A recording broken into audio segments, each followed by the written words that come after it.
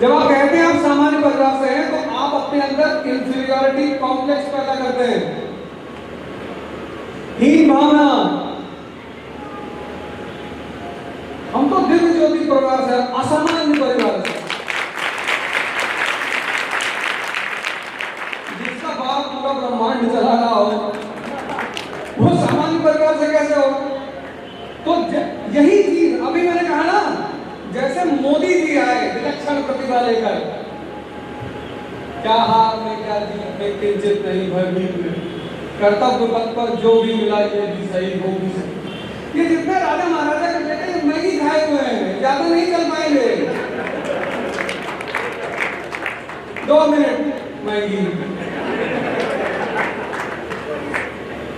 हमारे एक मित्र हैं, बड़े सभ्य आदमी है, भले हैं, एक बोतल शराब पी जाते हैं, शक्तिशाली हैं। हमसे कहा हम एक बोतल शराब हजम कर जाते हैं। मैंने कहा तुम बहुत शक्तिशाली हो, ब्रह्मांड तुम्हारे इशारे पे ही चल रहा है, लेकिन तुम मुझसे ज्यादा शक्तिशाली नहीं है। कैसे? मैंने कहा तुम एक गिलास दूध नहीं पी सकते, डायरिया हो जाएगा तुमको। शराब तो कोई भी पी ले, दूध 2 गिलास। तो शहर में जो दूध मिलता है सब पत्ती से बनाया जाता है, वो गांव वाला जो लाल लाल दूध होता है ना, कितने बड़े गिलास, वो गिलास नहीं, एक तरह से बाल्टी होती है छोटी मोटी। सुबह मठ में कहा तो मैंने कहा भैया हम कुछ खाएंगे नहीं, यहाँ इतनी सारी 400 गाय है, मैंने हमको दूध ले आओ 4 लीटर।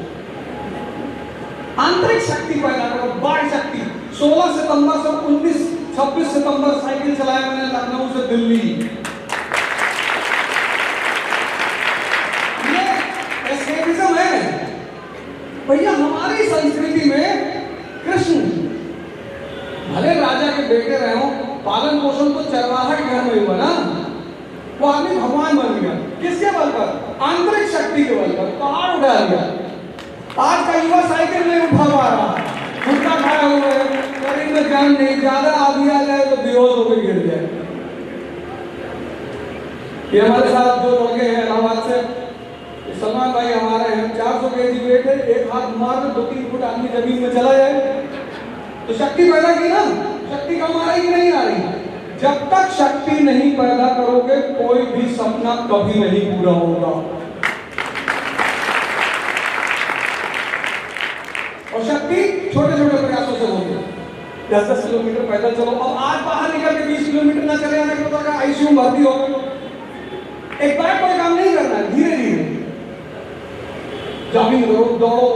हमारे एक तिवारी जी हैं इलाहाबाद में, कंपनी गार्डन में 65 साल उम्र है और कंपनी गार्डन का एक राउंड 3 किलोमीटर का है। तो मैंने अपने क्लास के लड़के से कहा कि मैं तुमको युवा, उसने मुझसे कहा कि मुझे डिप्रेशन होगा। मैंने कहा वो तुम्हारा दूर कर दो डिप्रेशन।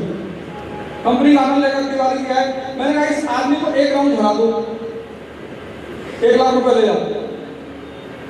65 साल की उम्र का आदमी 10 राउंड 15 राउंड मूड है उनका। 10 राउंड मतलब 30 किलोमीटर।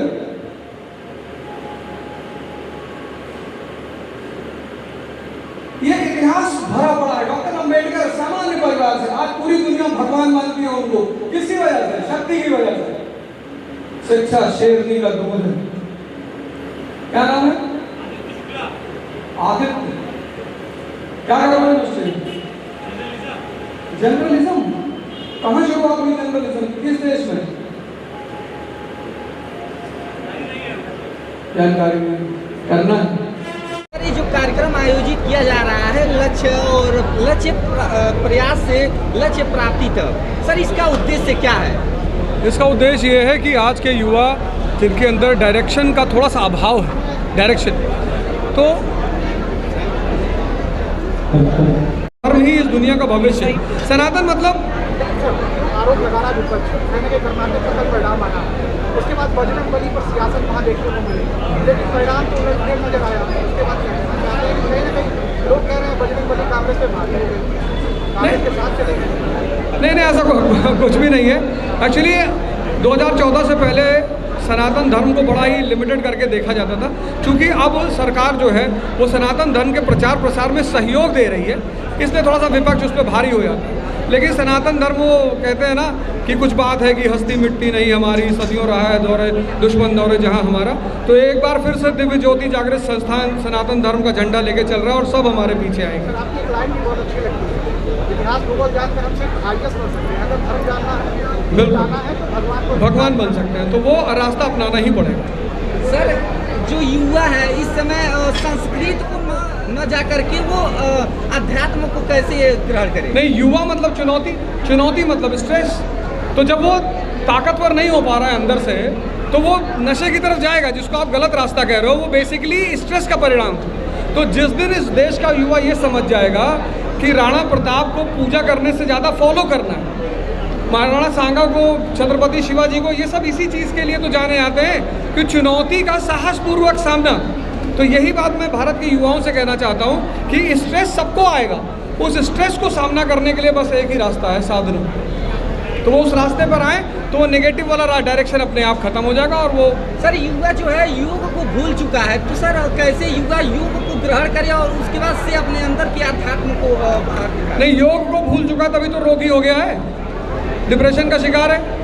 आज सबसे ज़्यादा युवा डिप्रेशन का शिकार है। वो ये समझ नहीं पा रहा है कि जहाँ पर सपना है वहाँ शक्ति होनी ही चाहिए। वो बिना शक्ति के सपना चाह रहा है। तो अगर उसे अपना सपना, प्रभु राम राजा के बेटे हैं, 14 साल जंगल में रहे, तो जब भगवान राम राजा के बेटे होकर त्याग और संघर्ष के रास्ते पे चलकर भगवान बने, तो हम उससे अलग होकर ऐसा कभी नहीं हो सकता। हम सबको उनके रास्ते पे चलना होगा, वही विकास का एकमात्र रास्ता है। अभी तक जितनी बातें कही गई हैं साधना के बारे में ज़्यादा चर्चा हुई है, इन सभी साधनाओं के बारे में हमने प्रेरित किया है कि सभी को साधना करनी चाहिए। शायद ही सबके पास समय हो कि और सभी कोई आश्रम ज्वाइन कर ले। कोई छोटा सा कोई मूल मंत्र, छोटा सा कोई क्रिया जो आप बताएं आज के युवाओं को कि वो साधना करने में सक्षम रखें। आदमी की मनोस्थिति के हिसाब से उसकी सांसें चलती हैं। जैसे गुस्सा होगा तो सांस तेज चलेगी, रिलैक्स होगा तो सांस धीरे हो जाएगी। 24 घंटे जो व्यक्ति अपने सांसों को देखता रहेगा, दुनिया में दो ही चीज़ें कीमती हैं, एक सांस, एक समय।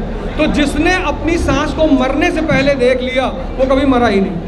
तो वो कहीं भी रहे, खाना खाए, पानी पिए, खेले, कुछ भी करे, वो अपनी सांस पे आता रहे। तो जैसे जैसे सांस सधने लगेगी वो खुद ही सधने लगेगी।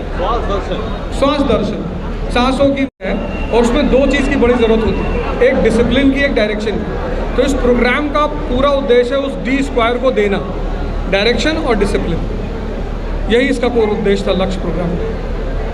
तो सर जो यूथ है सर उनको क्या संदेश देना चाहेंगे सर यहाँ से? मैंने पूरा संदेश दिया कि साधना करिए और अपने आप को महान बनाइए, इतना महान बनाइए कि भारत अगर विवेकानंद के नाम से जाना जाता है तो कल आपके नाम से भी जाना जाए।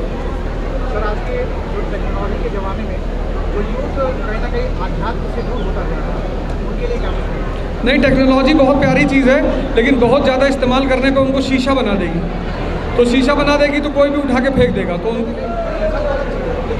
माइंड पे स्ट्रेस पड़ता है, स्ट्रेस पड़ रहा है और सोचने की क्षमता खत्म हो रही है। तो टेक्नोलॉजी का उतना ही इस्तेमाल किया जाए, जैसे चाकू का इस्तेमाल सब्जी काटने के लिए, फल काटने के लिए, हिंसा करने के लिए नहीं है, वही सिद्धांत टेक्नोलॉजी में भी लगाया जाए।